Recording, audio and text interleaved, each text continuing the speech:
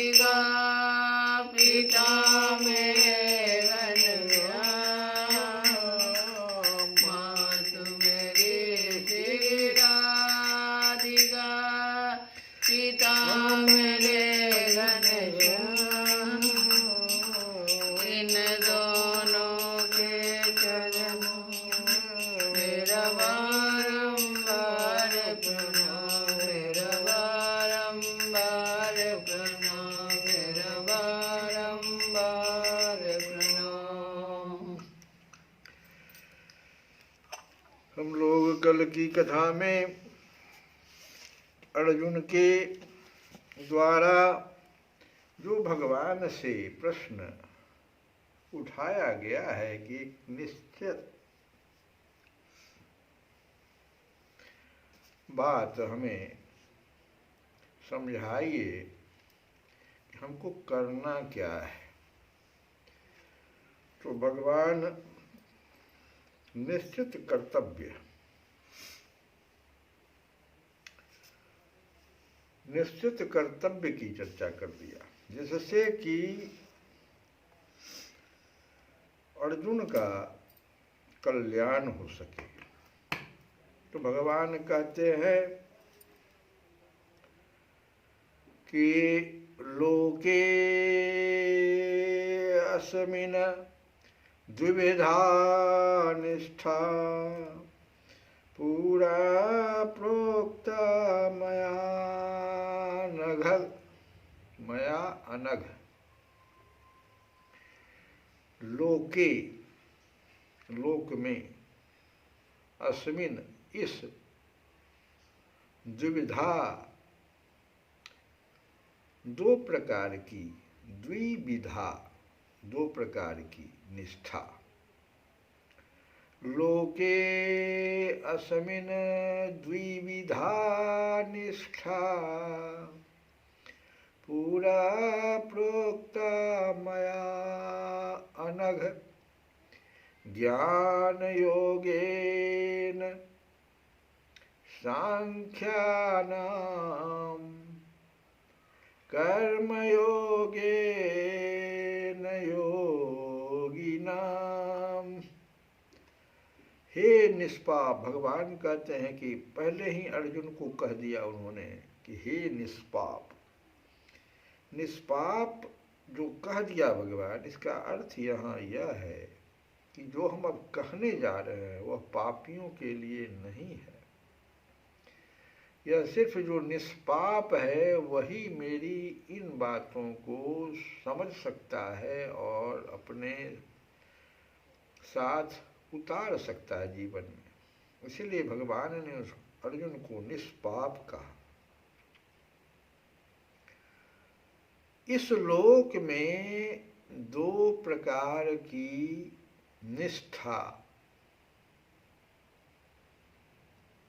इस लोक में जो मनुष्य लोक है इसमें दो प्रकार की निष्ठा भगवान कह रहे हैं। ये दो प्रकार की निष्ठा क्या है? निष्ठा कहते हैं पहले इसे साधन की परिपक्व अवस्था अर्थात पराकाष्ठा। कोई भी हम साधन, जैसे दो साधन भगवान कर रहे हैं, एक ज्ञान योग और एक कर्म योग। तो इन दोनों में से किसी एक की पराकाष्ठा आप में आ जाए, ये निष्ठा हुई। और भगवान कहते हैं कि इस मनुष्य लोक का, अस्मिन लोके मतलब इस मनुष्य लोक में ज्ञान योग और कर्म योग, इन दोनों साधनों में मनुष्यों का ही अधिकार है, जिसको वो अपना ले।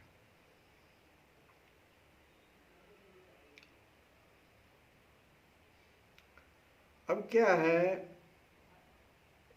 कि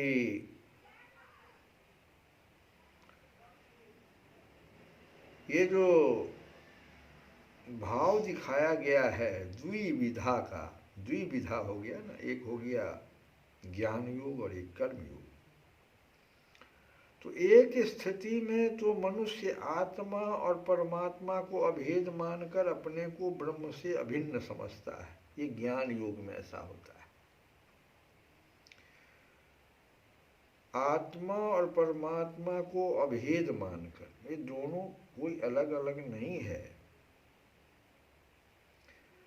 अपने को ब्रह्म से अभिन्न समझता है। और दूसरी में परमेश्वर को सर्वशक्तिमान, संपूर्ण जगत के कर्ता, हर्ता, स्वामी तथा अपने को उनका आज्ञाकारी सेवक समझता है। ये कर्मयोग, कर्मयोग में वह भगवान को, प्रथम वाले में वो अपने को ब्रह्म से अभिन्न समझता है, लेकिन दूसरे में सेवक अपने को समझता है।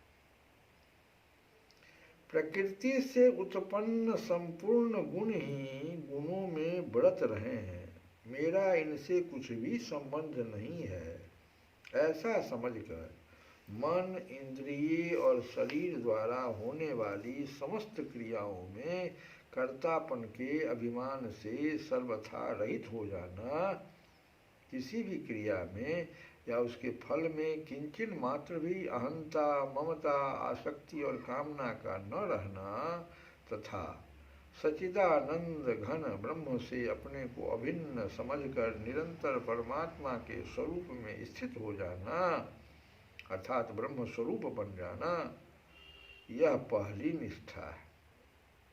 इसका नाम है ज्ञान निष्ठा। इस स्थिति को प्राप्त हो जाने पर योगी हर्ष, शोक और कामना से अतीत हो जाता है, उसकी सर्वत्र समदृष्टि हो जाती है। उस समय वह संपूर्ण जगत को आत्मा में स्वप्नवत कल्पित देखता है और आत्मा को संपूर्ण जगत में व्याप्त देखता है। इस निष्ठा या स्थिति का फल परमात्मा के स्वरूप का यथार्थ ज्ञान है। ये हुआ ज्ञान योग। अब दूसरे में क्या है, वर्ण, आश्रम, स्वभाव और परिस्थिति के अनुसार ये कर्म योग में क्या होता है। देखो, वर्ण, आश्रम, स्वभाव, गृहस्थाश्रम है, संन्यास आश्रम। वर्ण, आप किस वर्ण में हैं, वर्ण जो 4 वर्ण में भगवान जिसको रखे हैं, तो वर्ण, आश्रम, स्वभाव और परिस्थिति के अनुसार जिस मनुष्य के लिए जिन कर्मों का शास्त्र में विधान है, ब्राह्मणों के तो शास्त्र में विधान क्या है, इसी प्रकार से जो और 3 हैं उनके लिए शास्त्र में क्या विधान है। तो जिनका अनुष्ठान करना, कर्म उसी के तरह, पहले तो हम उसी का अनुष्ठान करेंगे, उसी तरह से अपने कर्म को व्यवस्थित करेंगे, मनुष्य के लिए अवश्य कर्तव्य माना गया है। फिर उन शास्त्र विहित स्वाभाविक कर्मों का न्यायपूर्वक अपना कर्तव्य समझकर अनुष्ठान करना, उन कर्मों में और उनके फल में ममता, आसक्ति और कामना का सर्वथा त्याग करके प्रत्येक कर्म की सिद्धि और सिद्धि में तथा उसके फल में सदा ही सम रहना। अगर फल से हमको अच्छा चीज़ मिल गया तब भी हमारा कोई बात नहीं, लाभ मिल गया, या उसमें हमको अगर नहीं लाभ मिल सका, असिद्धि हुई उस फल का, तब भी हम सम रहें, वहाँ दुखी ना हो। तो राग द्वेष से दूर हो जाना और कामना का सर्वथा त्याग, फल के कामना का सर्वथा, कर्मण्येवाधिकारस्ते मा फलेषु कदाचित्, ये वाली जो भगवान की अर्जुन को जो पहले ही कह दिया गया है, इसको समझना पड़ेगा कर्म योग में, कि आप कर्म में और उनके फल में ममता, आसक्ति और कामना का सर्वथा त्याग करके और प्रत्येक कर्म को सिद्धि और असिद्धि में तथा उसके फल में सदा ही सम रहना एवं इंद्रियों के भोगों में और कर्मों में आसक्त न होकर समस्त संकल्पों का त्याग करके योगारूढ़ हो जाना, यह कर्म योग की निष्ठा है। 2 प्रकार की निष्ठा हुई। तथा परमेश्वर को सर्वशक्तिमान, सर्वाधार, सर्वव्यापी, सबके सुहृद और सबके प्रेरक समझकर और अपने को सर्वथा उनके अधीन मानकर समस्त कर्म और उनका फल भगवान के समर्पण करना, उनकी आज्ञा और प्रेरणा के अनुसार उनकी पूजा समझकर जैसे वे करवावे वैसे ही समस्त कर्म करना, उन कर्मों में या उनके फल में किंचन मात्र भी ममता, आसक्ति या कामना न रखना, भगवान के प्रत्येक विधान में सदा ही संतुष्ट रहना तथा निरंतर उनके नाम, गुण, प्रभाव और स्वरूप का चिंतन करते रहना, यह भक्ति प्रधान कर्म हो जाएगा। अब ऐसा जो कर्म हमारा होगा जिसमें कि कर्म तो हम कर ही रहे हैं, जो भी हमारा वर्ण है, आश्रम है, स्वभाव है, उसके अनुसार तो हम कर्म शास्त्र विहित कर ही रहे हैं। उसके साथ साथ अगर हम भगवान के गुण, नाम, प्रभाव और स्वरूप का निरंतर चिंतन करते रहें तो ये भक्ति प्रधान कर्म योग की निष्ठा कहलाएगी। उपर्युक्त कर्म योग की स्थिति को प्राप्त हुए पुरुष में राग, द्वेष और काम, क्रोध आदि गुणों का सर्वथा अभाव होकर उसकी सब में समता हो जाती है, क्योंकि वह सबके हृदय में अपने स्वामी को स्थित देखता है और संपूर्ण जगत को भगवान का ही स्वरूप समझता है। इस स्थिति का फल भगवान को प्राप्त हो जाना है। तो ये दोनों प्रकार की निष्ठा हो गई। इसमें व्यामिश्र तो हुआ नहीं। अब है कि सांख्य योगियों की निष्ठा और ज्ञान योग से, सांख्य योगियों की निष्ठा ज्ञान योग से और जो योगी हुए भक्ति योग या उस कर्म योग, उसमें कर्म योग से होता है। इसको भी समझना पड़ेगा कि दोनों प्रकार की निष्ठाओं में से जो सांख्य योगियों की निष्ठा है वह तो ज्ञान योग का साधन करते करते, सांख्य योग में कर्म योग और भक्ति योग का ज्यादा नहीं है, ज्यादा है ज्ञान योग का। कपिल महाराज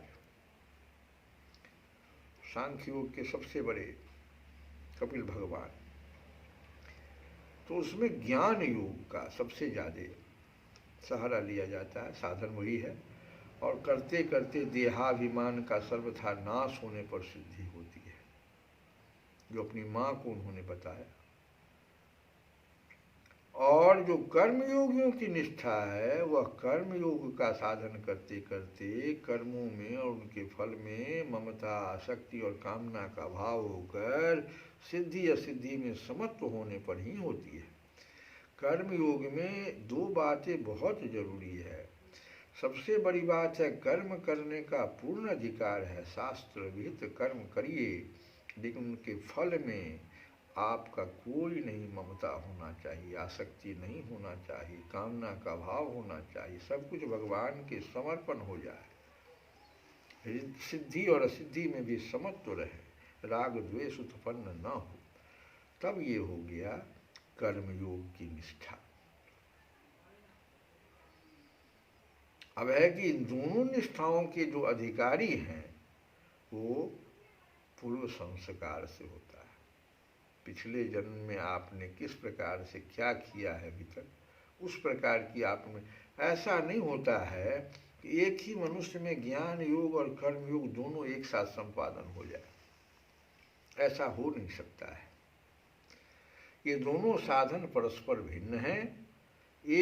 अतः एक ही मनुष्य एक काल में जब एक जन्म जो उसको मिला है, दोनों का साधन नहीं कर सकता है, क्योंकि सांख्य योग के साधन में आत्मा और परमात्मा में अभेद समझकर परमात्मा के निर्गुण निराकार सच्चिदानंद घन रूप का चिंतन कबीरदास, और कर्म योग में फलाशक्ति के त्याग पूर्वक कर्म करते हुए भगवान को सर्वव्यापी, सर्वशक्तिमान और सर्वेश्वर समझकर उनके नाम, गुण, प्रभाव और स्वरूप का उपास्य उपासक भाव से चिंतन किया तुलसी बाबा। इसलिए दोनों का अनुष्ठान देखो, एक ही समय की बात है, एक कबीर बाबा एक तुलसी बाबा, इसलिए दोनों का अनुष्ठान एक साथ एक काल में एक ही मनुष्य के द्वारा नहीं किया जा सकता है। भगवान ने अपने पहले श्लोक में अर्जुन के प्रश्न का ये उत्तर दिया। कल हम दूसरे श्लोक का समझेंगे। एक भजन हम लोग गा लें विनय पत्रिका से ही कि माधव अब न द्रबहूं केहि लेखे, माधवे अब न द्रबहूं केहि लेखे,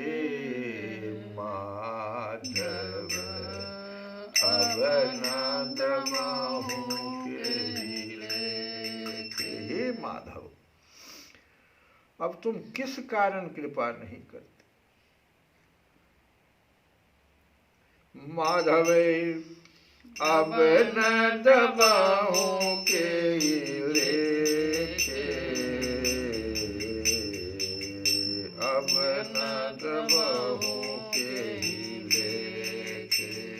माधव अब न दबाऊं के लेखे। प्रणत पालपन तोर मोरपन, प्रणत पालपन तोर मोरपन। जियहु कमल पद देखे, माधव अब न द्रवहु कहि लेखे। माधव अब न द्रवहु कहि लेखे। माधव अब तुम किस कारण कृपा नहीं करते। तुम्हारा प्रण तो शरणागत का पालन करता है। जो भी शरणागत तुम्हारे होता है, यही तो प्रण है आपका। कि आपका प्रण है कि शरणागत को हम तो निश्चित अपने भक्ति में मिला लेंगे। विभीषण को मिलाया, सबरी को, किसको नहीं मिलाया। तो एक राक्षस कुल का था, एक तो बड़ा ही जो कहा जाता है नारी। तो दोनों शरणागत हुए और दोनों को आपने अपने भक्ति का दिया वरदान। और मेरा प्रण, तुलसीबा कहते हैं कि मेरा प्रण तुम्हारे चरणार बिंदुओं को देख देख कर ही जीना है। भाव यह है कि जब मैं तुम्हारे चरण देखे बिना जीवन धारण ही नहीं कर सकता, तब तुम प्रणतपाल होकर भी मुझ पर कृपा क्यों नहीं करती। प्रणतपाल का यहाँ यही अर्थ, प्रणतपालपन तोर मोरपन। जियहु कमल पद देख, माधव अब न द्रवहु कहि लेखे। जब लगी मैन दीन दयालु तैं, जब लगी मैन दीन दयालु तैं, मैन दास तैं स्वामी। तब लगी जो दुख सहु कहु नहीं, यद्यपि अंतरयामी। तै उदार मैं कृपण पतित मैं, तै उदात श्रुति गावे।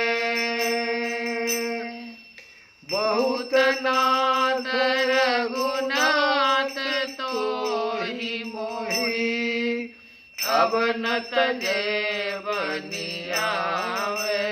माधव अब न द्रवहु कहि लेखे।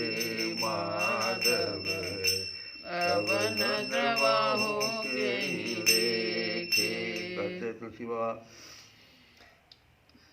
कि जब तक मैं दीन और तुम दयालु, मैं दीन और तुम दयालु, मैं सेवक और तुम स्वामी नहीं बने थे, तब तक तो मैंने जो दुख सहे सो मैंने तुमसे नहीं कहे।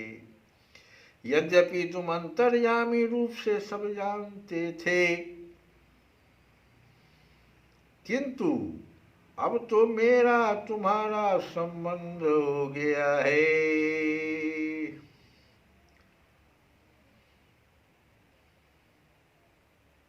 अब तो मेरा तुम्हारा संबंध हो गया है। बहुत नाथ रघुनाथ, तो ही मोहि अब न तजय बनी आवे। तो हे रघुनाथ जी, अब तुम दानी हो और मैं कंगाल हूँ, तुम पतित पावन हो और मैं पतित हूँ, वेद इस बात को गा रहे हैं। हे रघुनाथ जी, इस प्रकार मेरे तुम्हारे अनेक संबंध हैं, फिर भला तुम मुझे कैसे त्याग सकते हो। जनक जननी गुर बंधु सुहृद पति, सब प्रकार हितकारी,